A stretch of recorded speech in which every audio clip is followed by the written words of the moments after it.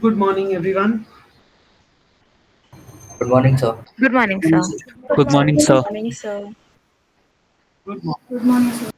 Okay, so yesterday we completed the first phase of glycolysis. Let us just very quickly go through the reactions. The first phase of glycolysis was called as the preparative or the preparatory phase, wherein the very first reaction was phosphorylation, where we added a phosphate group to glucose. ATP was the donor of that phosphate group, wherein we know that ATP is going to interact with water to form phosphoric acid and ADP. The phosphoric acid is going to be the donor of the phosphate group. We know that this reaction is catalyzed by an enzyme called as kinase, and based on the prefix, or rather based on the substrate, the prefix is going to be hexo or glucokinase. Mg2 plus being the cofactor and the product being glucose 6 phosphate. We said that the second reaction is wherein we convert glucose 6 phosphate to its isomeric form fructose 6 phosphate, wherein as its isomerization, the enzyme is isomerase, and as your substrate has a phosphate group and it's a 6 carbon compound, you can either call it as phosphohexoisomerase or you can call it as phosphoglucoisomerase. Mg2 plus is your cofactor and the reaction is reversible. We also said that this reaction is not a single step reaction. There is a cysteine diol intermediate which is formed in the process. So ultimately, the reaction is just rearranging the hydrogen atoms in the structure to convert glucose 6 phosphate to fructose 6 phosphate. We then discussed about the second phosphorylation step taking place in glycolysis, wherein we add a phosphate group to the first carbon of fructose 6 phosphate, thereby gaining fructose 1,6 bisphosphate. Again, as ATP is the donor of phosphate group, the enzyme is kinase, and as per the substrate which has a phosphate group and the sugar is fructose, the enzyme is phosphofructokinase, and the cofactor is Mg2 plus.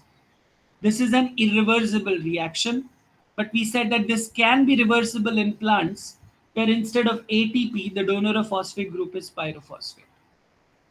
We then moved to the next reaction, which dealt with cleaving the 6 carbon compound to give you two 3 carbon compounds, wherein fructose 1,6 bisphosphate in a reversible reaction is cleaved by aldolase to give you dihydroxyacetone phosphate, which is DHAP, and glyceraldehyde 3 phosphate or 3 phosphoglyceraldehyde, which can be abbreviated as 3PGAL. We said that both DHAP and 3PGAL are isomers of each other. So in the very next reaction, you are going to convert DHAP to 3PGAL, which is a much more stable form. As its isomerization, the enzyme is isomerase. And as your substrate has a phosphate group and it's a 3 carbon compound, you call it as triose phosphate isomerase, or you can also call it as phosphotriose isomerase. This reaction is also reversible. This marked the end of the first phase, wherein we said that we have broken down glucose to get two molecules of 3-PGAL. One we got from the cleavage, and the second molecule by isomerizing DHAP into 3-PGAL. Now it is time for us to move to the next phase, which is called as the energy yielding phase, or it is referred to as the payoff phase. Now, first and foremost, please understand that this is the oxidative phase of glycolysis. The moment you say oxidation, please understand that this deals with removal of hydrogens and or electrons. Okay?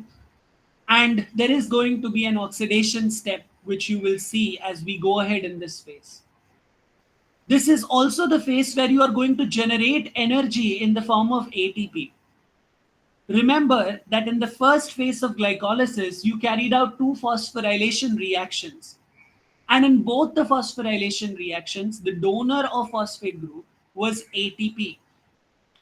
So you have spent energy rather than producing energy. Remember that this process of respiration is with a motto to generate ATP molecules. But instead of generating ATP molecules in the first phase of glycolysis, we have utilized ATP molecules. And now it is time to pay off for the loan of ATPs that we have taken in the first phase of glycolysis. So we will not just generate ATP molecules over here, but हमको वो कर्जा भी चुकाना है जो कर्जा हमने first face में लिया हुआ है. इस रीजन से उसको पे ऑफ फेस भी कहा जाता है. So it's the phase where you carry out oxidation, you yield energy, and you also pay off for the loan of energy which you have taken in the first phase. Obviously, if you talk about the significance, the most important significance here is that it's going to generate ATP molecules. But other than that, it's also going to give us some intermediate compounds which are very significant from the point of view of anabolism, which means that some intermediates of this process can be further utilized for biosynthetic reactions. We will be seeing that at a later point when we discuss about amphibolic nature. But right now we need to understand that the significance that is related to glycolysis is one, it generates ATP molecule, and second, that it gives us intermediates which can participate in biosynthesis process in anabolic reactions. So now, without a further ado, let us dive into the reactions which are a part of the second phase of glycolysis. This name, oxidative phosphorylation, itself tells you that there are two reactions which are being carried out. And you very well know the meaning of, these two terms. Phosphorylation, by now you have an idea, deals with addition of phosphate, while oxidation is wherein you're going to get rid of hydrogens. So let us see what happens in this reaction, because right now what we have with us is glyceraldehyde 3-phosphate, which is coming from the first phase of glycolysis. So what happens when you remove hydrogen and add a phosphate group to glyceraldehyde 3-phosphate? Okay, so now I would want all of you to switch to the whiteboard where I will be putting up the reaction for you guys. So we know the structure of glyceraldehyde 3-phosphate, a very simple structure to write. This is how glyceraldehyde 3-phosphate would look like.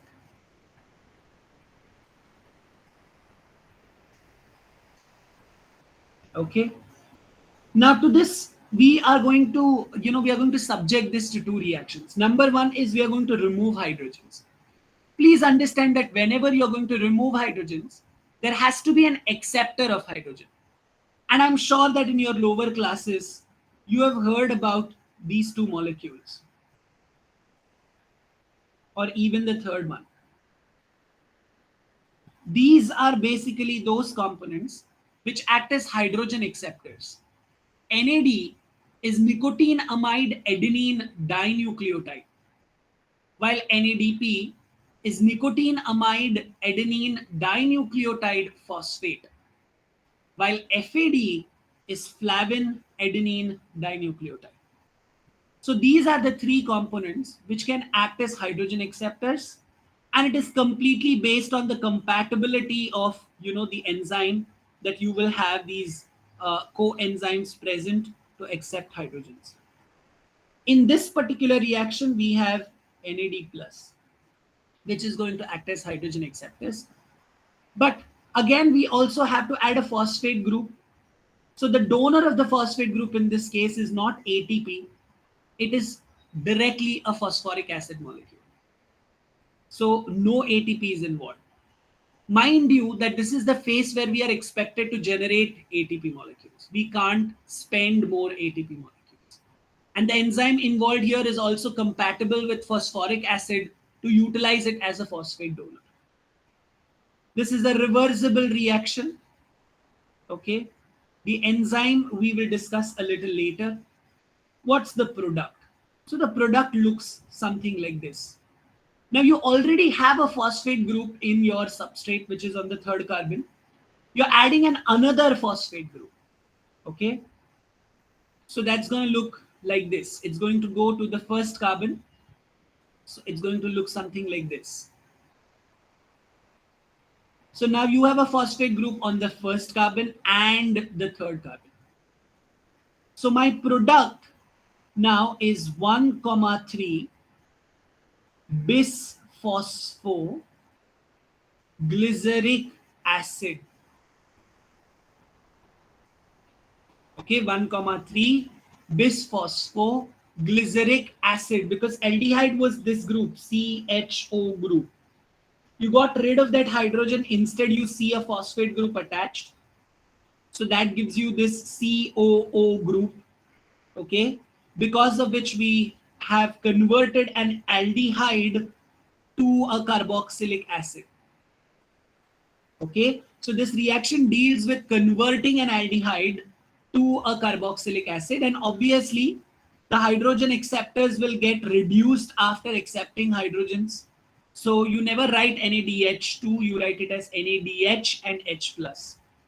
Okay, because this H plus is normally given out free. So you write it as NADH and H plus. Now your question should be, sir, we understood that one hydrogen amongst this is removed, which is this particular hydrogen. Okay. But where did the second hydrogen come from? Because the rest of the part of the structure looks the same. So where did the second hydrogen come from? Because you have written NADH and H plus. So एक H तो समझ में आया कि वो aldehyde group का H निकाला हुआ है. दूसरा H कहां से आया?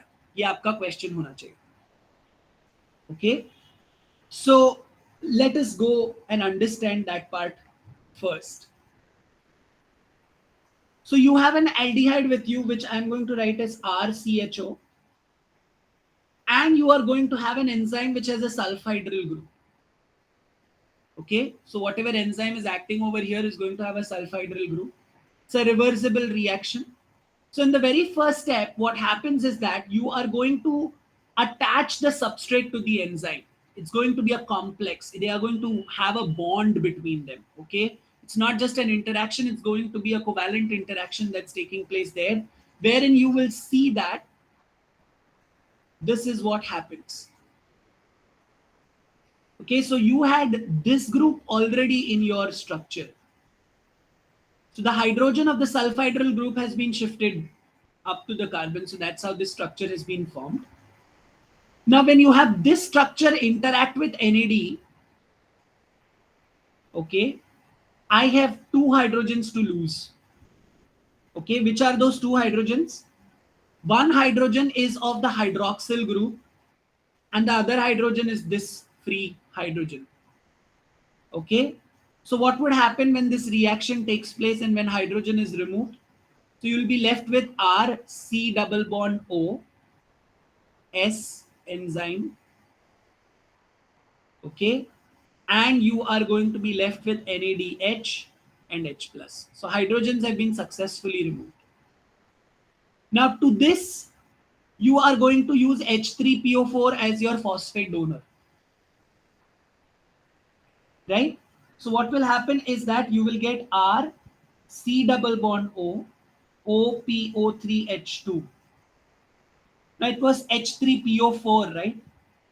So please understand that what is going to happen to this particular one extra hydrogen that you have, because PO4 तो यहाँ पे आ गया है और H2 है सिर्फ, यानी कि एक हाइड्रोजन फोकट है, तो वो हाइड्रोजन को हम एंजाइम को लौटा देंगे, बिकॉज उसका हाइड्रोजन उसने हमारे सबस्ट्रेट को दिया था जो हमने NADH और H प्लस के फॉर्म में बाहर फेंक दिया. So H3PO4 का एक हाइड्रोजन एंजाइम को दोबारा दिया जाएगा and enzyme will be set free.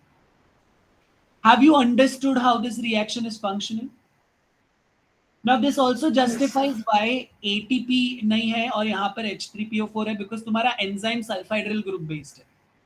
तो अगर तुमको उसको दोबारा उसके ओरिजिनल फॉर्मेट में भेजना है, एक एक्स्ट्रा हाइड्रोजन लगेगा, और ATP बेस्ड रिएक्शन अगर ये फॉस्फोराइलेशन का होगा तो ये पॉसिबल ही नहीं हो पाएगा. इसलिए H3PO4 is a better phosphate donor over ATP. Have you all understood this? Yes, sir. Yes, sir.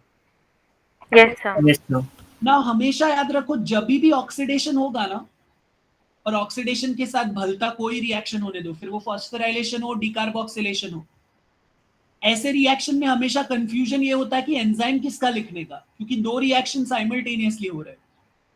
So oxidation के साथ कुछ भी भलता रिएक्शन क्यों ना होने दो, you are always going to write the enzyme for oxidation, and oxidation का एंजाइम फिक्स्ड है, it's called is dehydrogenase. Now it's very simple to remember why dehydrogenase, because in oxidation you are removing hydrogen. So dehydrogenase, removal of hydrogens. So that's going to be your enzyme for oxidation always. Okay. So my enzyme is going to be dehydrogenase. It has to have a prefix. You know that very well. Right? So prefix is for oxidation, the prefix is always the substrate from which you have removed hydrogen. So जिस substrate में से आपने hydrogen निकाला, वो substrate का पूरा नाम S prefix आ जाता है. So इस case में it will become glyceraldehyde 3 phosphate dehydrogenase. Simple, no? So you have to just remember this, that जब भी oxidation होगा, enzyme is dehydrogenase, and dehydrogenase का prefix is the entire name of the substrate from which you are removing hydrogens. See, these are all hints that I am giving you to remember, okay? So that you are not sitting and rattofying all the names. It's not needed. So please keep these points in mind. It makes your work much easier. Okay, so I hope that this point is clear to all of you, and all of you are with me. Can I see a yes in the chat box? I hope you're not sleeping early in the morning. This will be a big loss because this lays your foundation for naming the enzymes. Okay, so all of you can switch to the presentation. Give heading is second phase ka heading do pehle, which is your oxidative or payoff phase. Oxidative और पे of face, और उसके under ये reaction का heading दो oxidative phosphorylation. So the name of the phase is oxidative or pay off phase. Under that you are giving heading as oxidative phosphorylation.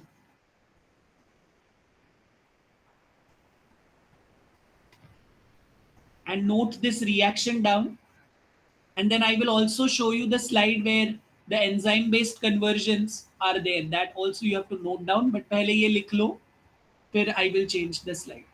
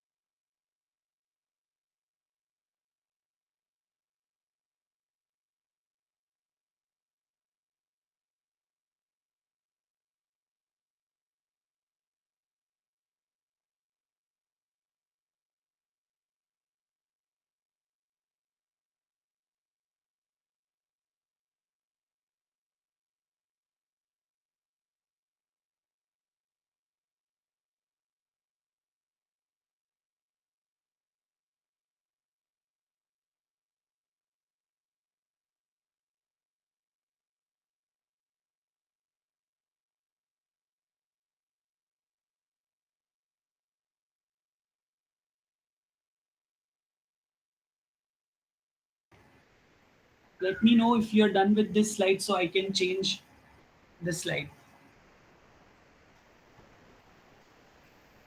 Okay, keep this habit of posting yes or done once you're done writing the reaction. Okay, अभी से आदत ही रख लो. Great. Note this down.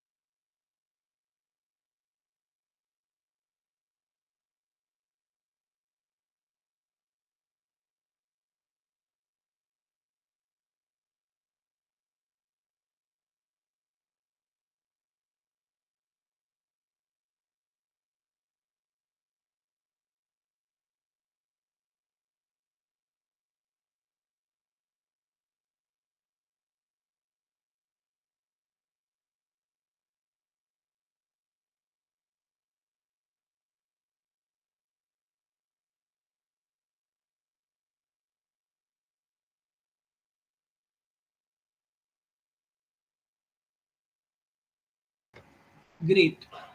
Fine. So, quickly discussing the theory part of this reaction, we are converting aldehyde to carboxylic acid. It's basically an energy yielding step because the energy which is being stored in this particular reaction, that's going to be conserved in the form of an acyl phosphate group, the phosphate bond that we have created, and we will harvest that energy in the very next step. तो जो हम first carbon पर phosphate group बना रहे हैं उसमें हम काफी सारा एनर्जी स्टोर कर रहे हैं which is being released due to oxidation process, and we will be harvesting that energy in the very next step by forming an ATP. Okay. Now, in rabbit muscle, this enzyme has a molecular weight of around 1,45,000, and it's a tetramer, which means that it has 4 identical subunits associated to form one functional enzyme. It has 2 sites of binding. One site is obviously for the substrate, which is glyceraldehyde 3-phosphate, and the other site is for NAD, which is going to act as your hydrogen acceptor, right? And the catalytic site basically has the thiol group of cysteine. That is what you saw as the sulfhydryl group there, which we are basically utilizing for the purpose of oxidation, right? So it's the cysteine based sulfur group that you see, which is participating in the process of oxidation. Moving ahead, next reaction, as I said, that we have stored a lot of energy in that phosphate bond of the first carbon. Now it's time to release that and conserve it in the form of ATP, for which we will carry out dephosphorylation, that's breaking that phosphate bond and forming an ATP. You can also call this step as an ATP generation step, okay, but you have a similar kind of an ATP generation step ahead too. We call this as dephosphorylation so that you understand what is happening in the process exactly. That's removal of the phosphate group. So to lay emphasis on that, we are referring to it as dephosphorylation. Switching to the whiteboard, we will see what exactly happens in this particular process. Okay, so right now what we have with us is, give me a minute. What we have with us is this.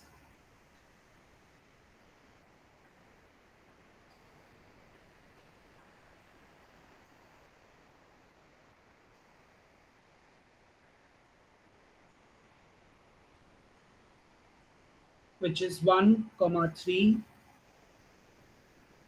bisphosphoglyceric acid. Okay. Now we are going to remove the phosphate group. The phosphate group that's going to be removed is going to come from this zone. Okay. So ADP is going to be the acceptor of this phosphate group. It's a reversible reaction. And what I'm left with is a carboxyl group at the top. Obviously, this reaction takes place in presence of water.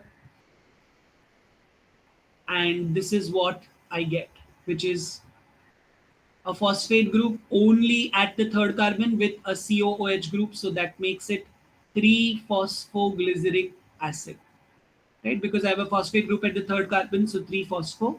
And we have a COOH group, so that makes it 3-phosphoglyceric acid. And obviously the phosphate group is accepted by ADP, thereby giving me an ATP molecule. Now an ADP is involved. Okay, whether it's phosphorylation, whether it's dephosphorylation, your enzyme is going to be kinase. And it's always on the basis of the substrate that you give the prefix. So you have a phosphate group, so it's going to be phospho. And you have glyceric acid, so it becomes glyceryl. So phosphoglyceryl kinase. Okay, ADP ATP involved है इसलिए kinase. Substrate में phosphate group है, glyceric acid है, इसलिए phosphoglyceryl kinase. And you know that wherever there is going to be kinase, there is going to be Mg2+. Okay, delta G of this reaction is around minus 4,500 calories. Okay, that you will see. And why is it 4,500 calories? Uske piche bhi reason hai. Okay, the reason is that the actual delta G of this reaction is around minus 11,800 calories. That's the energy change. But you know that Out of that, minus 7,300 calories will be basically utilized for ATP formation, right? I mean, 7,300 calories will be utilized for ATP formation out of this. So that's going to be deducted out from 11,800. So that gives you minus 4,500 calories. Okay, so that's how it comes to 4,500 calories. क्योंकि 11,800 में से 7,300 is going to go for ATP formation, because you know that in that terminal phosphate bond, when you hydrolyze that bond, you get 7,300 calories, right? So उतना investment भी चाहिए जब वो bond बना रहे हैं हम लोग. So that's how you're left behind with 4,500 calories. Okay, now if anyone is going to, you will find this in books also, that many people put these two reactions, that's the oxidative phosphorylation and the dephosphorylation reaction, together to show the overall process. Okay, so the overall reaction would look something like this. If I start from glyceraldehyde 3 phosphate, okay, that's the beginning of this phase. So glyceraldehyde 3 phosphate. So I know that I have to carry out an oxidation, so I'll need NAD. I have to carry out a phosphorylation, so I need H3PO4, and then dephosphorylation, so I need ADP. Barabar? Mg2 plus will be needed in this process. There are two enzymes carrying this out. So ultimately what I get is COOH, CHOH, CH2O, PO3H2, which is 3 phosphoglyceric acid. Along with this, I get an ATP, I get NADH and H plus. So this would be the overall reaction from, if you combine both the first and the second reactions of this phase. Delta G is going to be around minus 3,000 calories at pH 7. Okay, so it's just combining both the reactions, nothing else. So don't worry about, what this is all of a sudden. Is this reaction clear? Any questions till this point? No, sir, it's clear. Okay, so if not, then you can switch to the presentation, give heading as dephosphorylation, and note the reaction down, and then I'll also show you the general reaction which you can copy down in your books.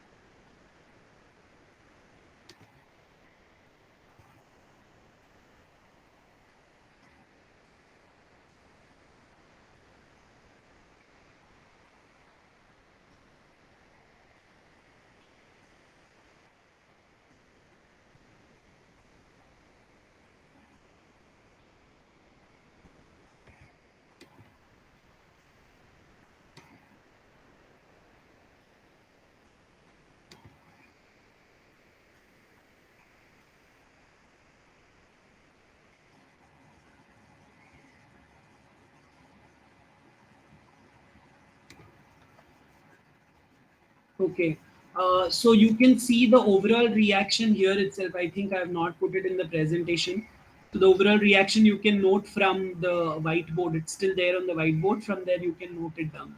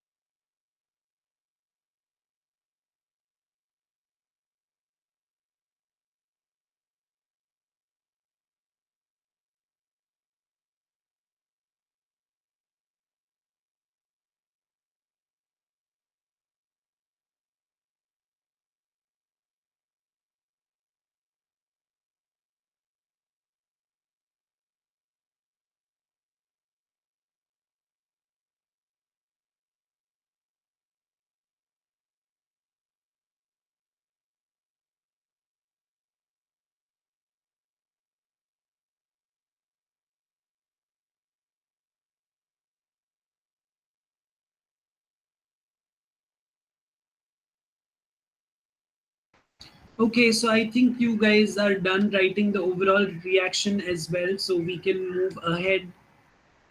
So we have already discussed this point that we are utilizing the acyl phosphate group to form ATP, and the delta G values also we have discussed. So we can quickly move ahead to the next step, which is isomerization. It's the eighth reaction of glycolysis. And in this particular process, you're going to convert 3-phosphoglyceric acid to 2-phosphoglyceric acid. Now, when you say 3-phosphoglyceric acid's conversion to 2-phosphoglyceric acid, then it clearly means that you're just shifting the phosphate group, right? You're shifting the phosphate group from the third carbon to the second carbon. That's basically what you're trying to do over here. Barabar? So, how are we going to do this? This kind of a reaction you have seen earlier also. Okay, you have seen it when we had discussed about breakdown of polysaccharides, oligosaccharides, and monosaccharides. We had studied about an enzyme called as phosphoglucomutase there. Do you remember that? Do you remember phosphoglucomutase? We used to Yes, say sir. that its enzyme itself is phosphorylated. And we had seen that how you can convert glucose 1 phosphate to glucose 6 phosphate. याद आया सबको? Yes, sir. Yes. Yes, sir. उसके Yes, sir. Enzyme में एक amino acid residue हुआ करता था जो फॉस्फोराइलेटेड होता था, right? And that residue used to donate its phosphate group, thereby making it to a bisphosphate compound, and then remove one of the phosphates. That's how we used to switch it from 1 phosphate to 6 phosphate. So something very, very similar is going to take place here also. Okay, so just switch to the whiteboard. So what we are basically going to do over here is, right now we have 3-phosphoglyceric acid, which is like this. So I'm going to write it as 3-phosphoglycerate. Please understand that IC acid could be replaced with ATE. Okay, so lactic acid becomes lactate, pyruvic acid becomes pyruvate, glyceric acid becomes glycerate. It's one and the same. Okay, now you have a phosphoenzyme over here. That phosphoenzyme is going to add a phosphate group because it itself is phosphorylated. It will donate its phosphate group. That phosphate group is being added to the second carbon over here. Okay, so you have converted your 3-phosphoglycerate to 2,3 bisphosphoglycerate. Now we want to give a phosphate group back to the enzyme because it is normally in the phosphorylated form. Okay, so it has lost its phosphate group. Now we have to give its phosphate group back. So that phosphate group is now going to be removed from the third carbon.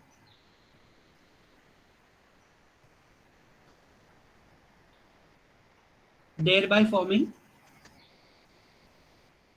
2-phosphoglyceric acid, also called as 2-phosphoglycerate, and the enzyme will go back to its phosphorylated form. Okay, so the enzyme was a phosphorylated enzyme. We call it as a phosphoenzyme. Okay, it donated its phosphate group, became just an unphosphorylated enzyme, and then after returning the phosphate group back, it has again gone back to its regular state of phosphoenzyme. So the enzyme which works here, such enzymes are called as mutase, okay, which are involved in just shifting positions. Such enzymes are called as mutase. If you remember there, it was called as phosphoglucomutase because we were doing that to glucose. Here we are doing it to glyceric acid. We have seen what the prefix was earlier also when it was phosphoglyceric acid. So it's going to be the same here also. Phosphoglyceryl mutase. Okay, a very simple reaction. Phosphoglyceryl mutase is what you form as your, or what you name your enzyme as. Clear to all of you? Very simple reaction, nothing complicated. So quickly note the reaction down and then we will move to today's test. Quickly note it down.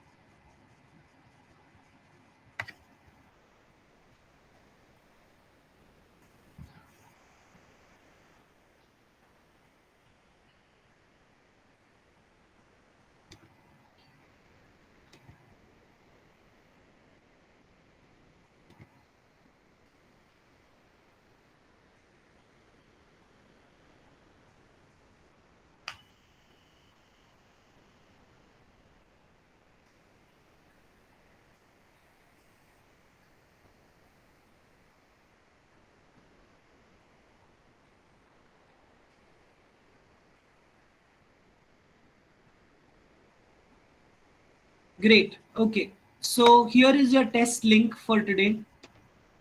Posting it again as it has gone up. Okay. So you have 10 minutes. Can start giving the test. Exactly at 9:30 you have to stop. Okay. Please start.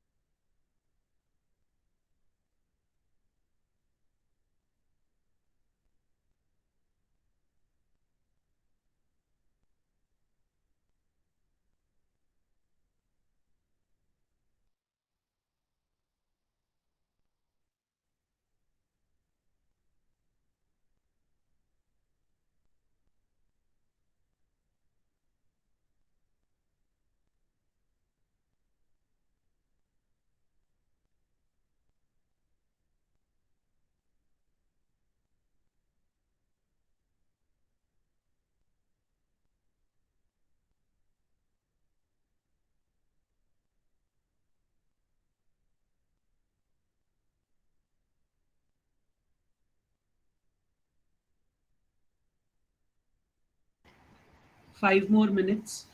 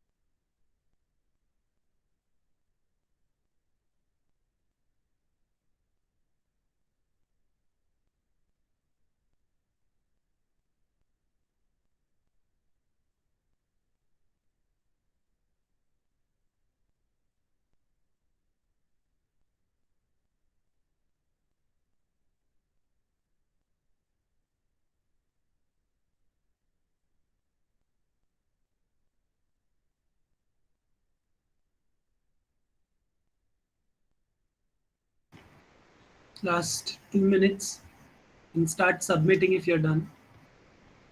And see, most of you have submitted, around 8 are still left.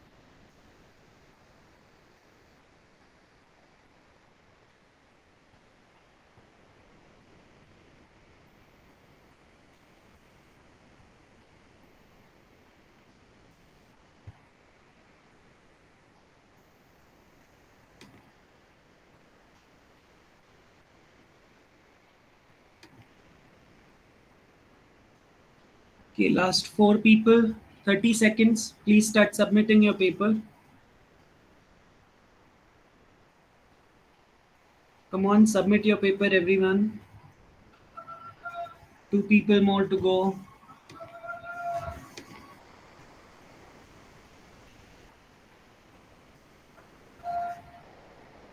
Come on, one person, who's that? Submit the paper, please.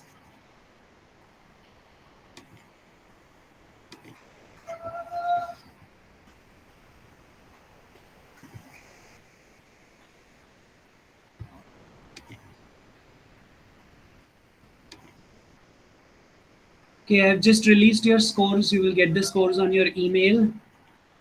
Okay, this is this is a process for you to realize where you stand. So please take this seriously. It's not something that you can take it as a joke. Also, you might be knowing, I don't know if you have been informed already, but from this year, TY students do not have their regular pattern of internal exams in theory, wherein you used to give 20 marks of class test and 20 marks of assignment. वो नहीं है ये साल. हर paper में 40 mark का, it can be any kind of evaluation. So class test जो था वो नहीं है. Okay. So from next test, all tests that you are going to give in my part will be a part of your theory internal evaluation. Okay. Because the 40 marks of paper 3 is split between me and Niranjan sir is 20-20. Whatever is the number of tests, I will scale it down to 20 marks and I will enter those marks. So, performing equally good in every test is going to be important for you, because there is nothing else or assignment or anything else that I can give you in this part, because it's all pathways. For the rest 20 marks, Niranjan sir will tell you how he is going to evaluate. But for my part, all tests from the next test will be a part of your internal evaluation. The next test details have already been put up on the website. Please go and check the website. We will have to meet this week either on Thursday or Saturday in the afternoon for an extra lecture. Please let me know via Nikita what is a date and time comfortable to you guys. It will be a 50 minutes lecture, not more than that, as you have regular lectures. So through Nikita, you can inform me whether Thursday or Saturday is comfortable and what timing is comfortable. We will meet at that time. Okay. That's it for today. We will discuss the Sir, questions.